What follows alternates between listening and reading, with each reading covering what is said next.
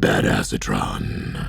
So I finally got to see Transformers 1. I thought it was pretty good. Not the best movie of the year or anything like that, but I do think it is one of the most fun movies you can see at this point. It's definitely the best Transformers film I've seen. Granted, I haven't seen Transformers, the original movie from the 1980s. Will I ever? Maybe someday. But not yet. This one is about Orion Pax, aka Optimus Prime, and D16, aka Megatron, before they become these arch enemies destined to fight for all eternity for Cybertron. They were once best friends, man. They were once close as brothers, getting into adventures with each other. They were lowly miners who craved a better life for themselves than just mining all day looking for energon. So they go on a quest to find the matrix of leadership and free the people of Iacom City from indigent servitude. These characters here are really good. I'm not gonna lie to you. I love D16 the most. It's not that I don't like Orion Pax. Orion Pax is just, he's the paint by numbers rule breaker character. He's charismatic, he's funny, he's loud. But D16, not just sitting here going, oh, Orion, oh, he's got me into another sticky situation. He is like that a little bit, but he is really with his friend and his brother in this particular film. Yeah, Orion may get him into bad situations that is against what he ultimately would like, but he's also like Orion. He craves for this freedom and liberation in adventure as well. And I like what Chris Hemsworth and Brian Tyree Henry brings to these two characters. Chris Hemsworth, I thought he was going to try to do the Optimus Prime voice, very deep, and Autobots, and D16, and he's going to try to make his voice sound really weighty, but no, he's just Chris Hemsworth with an American accent. That's pretty much it. Whatever you think of Chris Hemsworth, just take away the Australian and just put it in American, and that's who he is as Orion Pax. Brian Tyree Henry, he's no stranger to these voiceover works with Spider-Verse.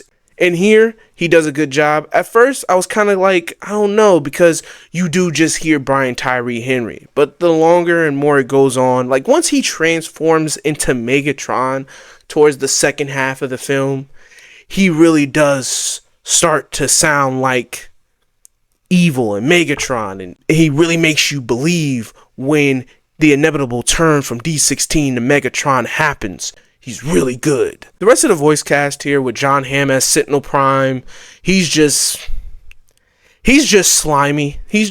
But he's slimy in that way where he's just fun slimy. Like, yeah, I'm doing bad things, guys, but I'm gonna do it to you with a smile, man. I'm not gonna ever give you the frown or the mean pouty face. Like, I'm gonna smile. I'm gonna kill you, man. You're great. I'm gonna end your life now. I hope. Did you have fun times while breathing? It's over. Hey, man, you did a great job while it lasted. You did a great job while you lived. Scarlett Johansson as I've still yet to know her name. Is that sexist to not know her name? Should I just look it up? Alita 1. No longer, you cannot label me sexist. I did the work to learn her name. But her as Alita 1, she's pretty basic. I'm not going to lie to you. Again, Scarlett Johansson is great with voice acting. I mean, she's her. Literally, she is her. There's no real dimensions to her character. She is the most boring one here because she is just the most generic character archetype of her type. The girl robot, girl boss bot. I wish they would have wrote her for better and to make her more entertaining. This way you are more invested to her as a character. But what they did here was just make her a blah. She's just blah character. There's nothing really to her. That's probably why I just forgot her name, or why I never cared to really know her name. You literally could have just got anybody for this role here.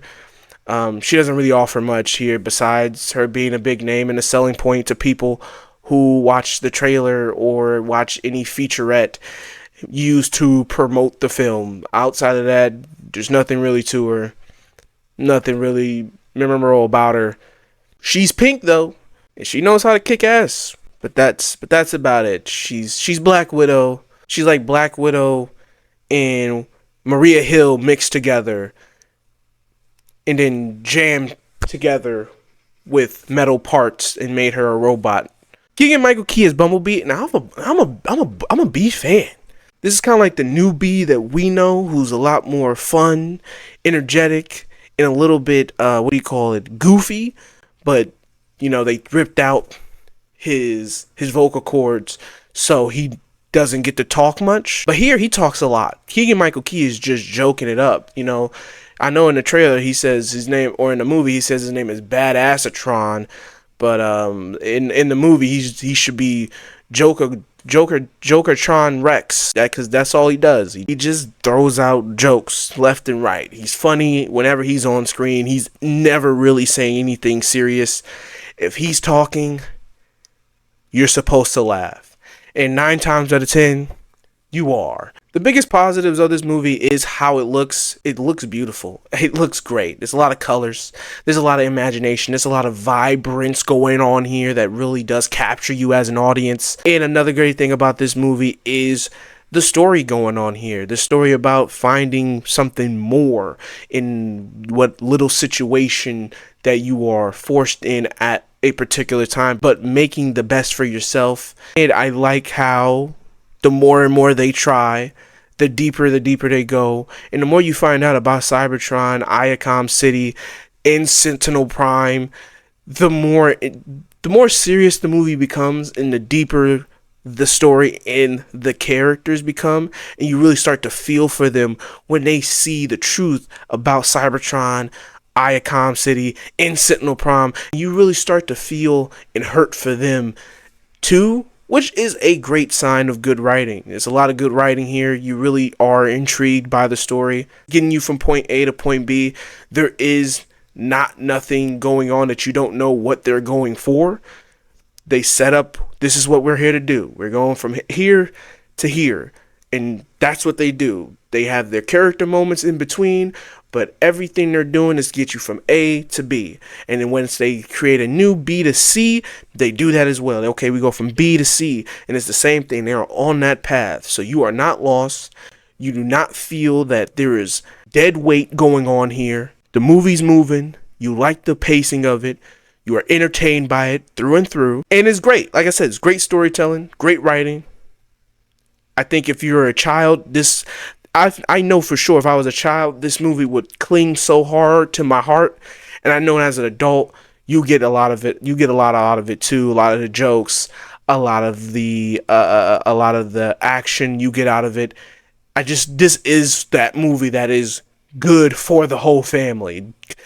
Everybody gets what they want out of it when they're watching it. But even though there is a lot of great to this movie, and I do like a lot about it, I like a lot about you, my guy, you also have some negatives. There's negatives here. Other than Alita 1, like I said, who is just extremely forgettable and boring, the third act do feel a little bit rushed to me. I feel like the movie towards the third act is rushing to get us to the set point for what you and I know as Transformers. Because when the third act happened, everything's moving so fast and everything's trying to get to exactly what we are used to, that if someone feels like it shortcuts it. Like, we all know D16 eventually is going to turn into Megatron, and he does. And you do understand his turn. I do feel like we just needed another scene or two, or another moment or two between him and Optimus. I just felt like I needed one more scene. Like, just one more scene.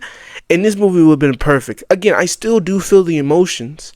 I still do feel the motivations.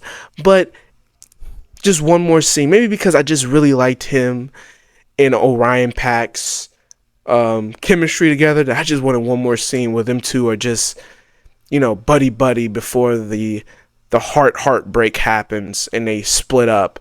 Maybe that is it. Maybe I got so invested in the characters that I wanted one more scene with them really being just being friends, or just being respectful towards one another. I just wanted one more scene with the guys together, with the gang all here. I just wanted one more scene with the gang all here, man. I guess, I don't know. I just wanted one more scene of love. Another thing, even though I like Chris Hemsworth as Orion Pack for the first half and a big chunk of this movie, when he becomes Optimus Prime, I feel like he's trying to put the Peter Cullen voice on here and there.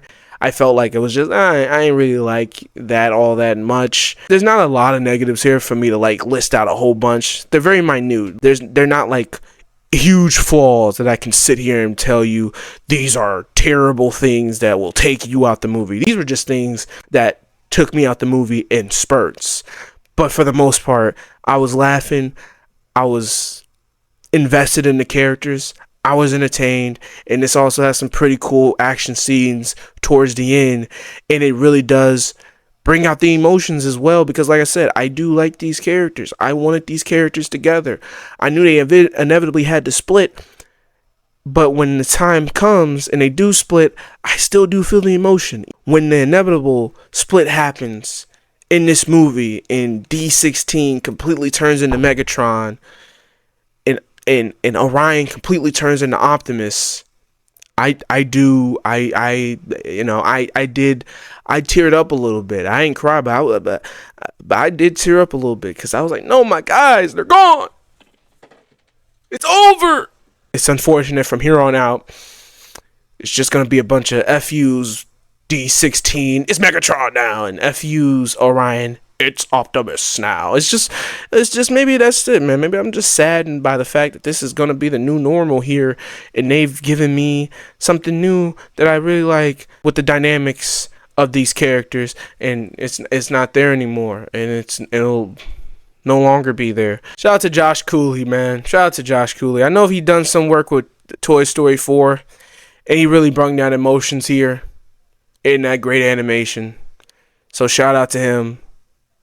Shout out to Transformers 1, man. I just wish I would have got one more Orion Pax and D16 adventure. Damn. But all in all, this is a very fun movie. Great for you if you're a Transformers fan. I think you're going to love it. And if you're not a Transformers fan, I think you will still like it. I think just on the storytelling, visual, fun, and funny aspect of it, you will still fall in love with this movie. All in all, rate Transformers 1 8.5 out of 10, baby. Great fun, great visuals, great characters. Thank you for watching. If you agree with me, you know what to do. Leave a like. If you disagree with me, you also know what to do, man. You're not new here. Leave a like. And if you like, man, I like your reviews, man. I like how you talk about movies. I like how you talk about people. I like your voice, man. I like your smile. I just really love you. Why don't you go ahead, subscribe, and like? Do both. And if you're like, man, I like your opinions. I'm not in love with you, though. You cool, though. But I really like how you say it. And you know what, man? For this one occasion, just subscribe. And if you dislike everything I say, subscribe. Because, hey, eventually, with all these opinions that I have in my mind, I'm eventually going to say something you agree with. Good and bye.